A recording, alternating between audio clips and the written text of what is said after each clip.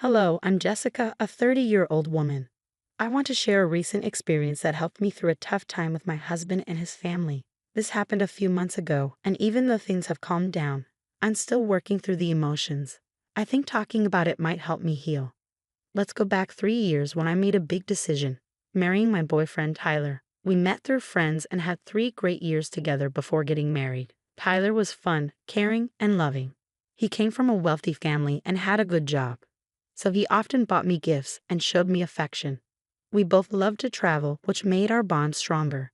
As we got more serious, my friends were happy for us and praised Tyler. Tyler was very generous, sometimes too much. For example, he bought me a new laptop when I graduated college. I felt uneasy about not being able to spend as much as he did. I'd say, "Tyler, I'm just a college student. I can't match your spending. Let's try to split other costs at least."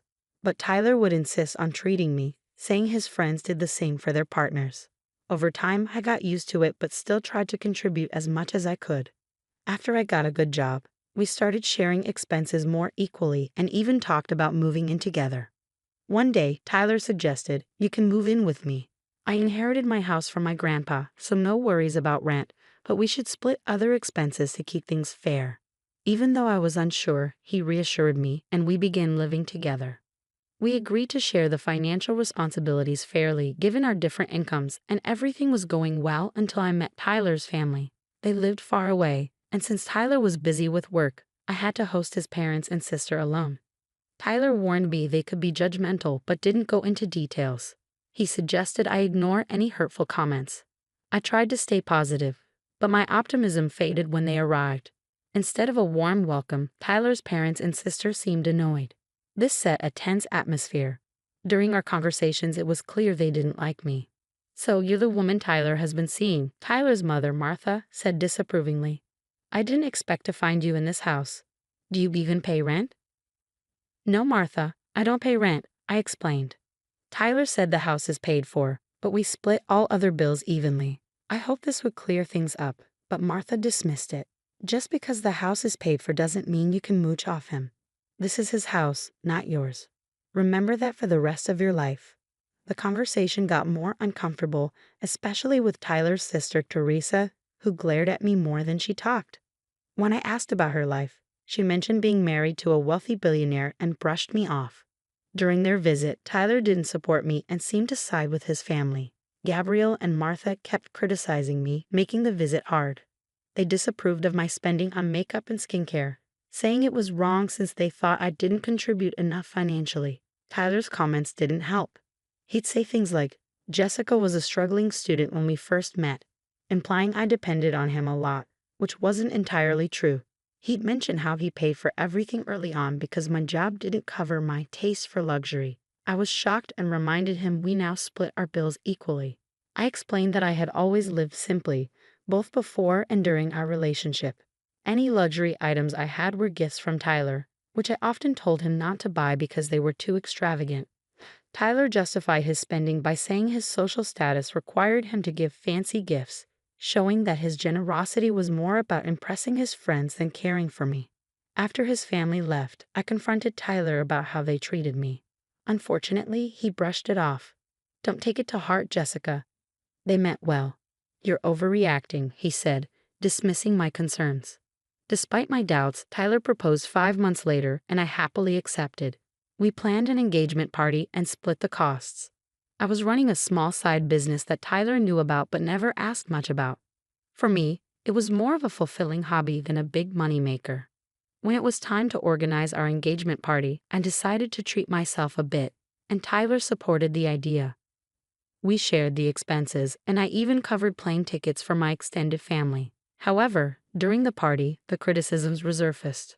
"You shouldn't have spent so much on this party, Jessica," Martha said. "You're draining Tyler's account before you're even married. At this rate, you'll end up with a backyard wedding.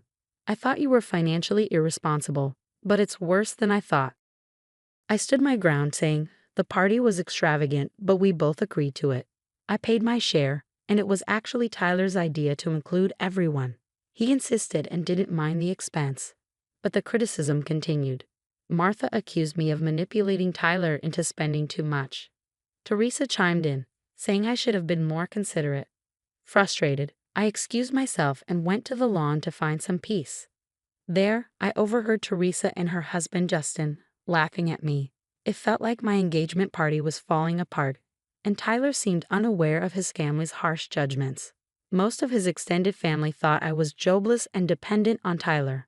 My mom, noticing my distress, approached me and suggested I reconsider the engagement due to the ongoing mean comments from Tyler's family. After the party, I confronted Tyler about the situation. He brushed it off as a joke and expressed his love, saying financial matters didn't concern him. I told him I wanted to contribute more, especially towards rent, but he dismissed the idea. As we planned the wedding, the stress increased. Tyler's parents continued to criticize me, accusing me of bankrupting their son. Their constant scrutiny made the engagement period very challenging. I made it clear that everyone, including my mom, was helping with the wedding expenses. However, Martha accused me of taking advantage of Tyler and trying to deplete his bank account, branding me a gold digger. I tried to reassure Gabriel, saying, "Gabriel, I'm not asking for any financial help. We can finance the wedding ourselves." But despite my explanations, Teresa criticized the cost of my dress and makeup on the wedding day, even though my mother covered those expenses. The wedding ceremony went smoothly, but at the reception, Martha and Gabriel continued to criticize my spending habits, accusing me of financially exploiting Tyler.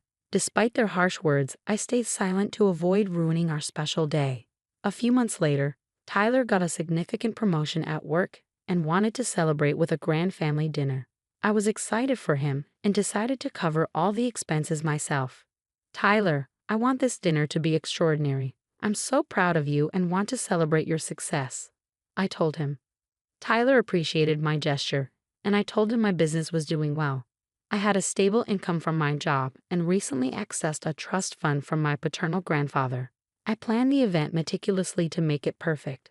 However, when his family arrived, they were unhappy with the arrangements.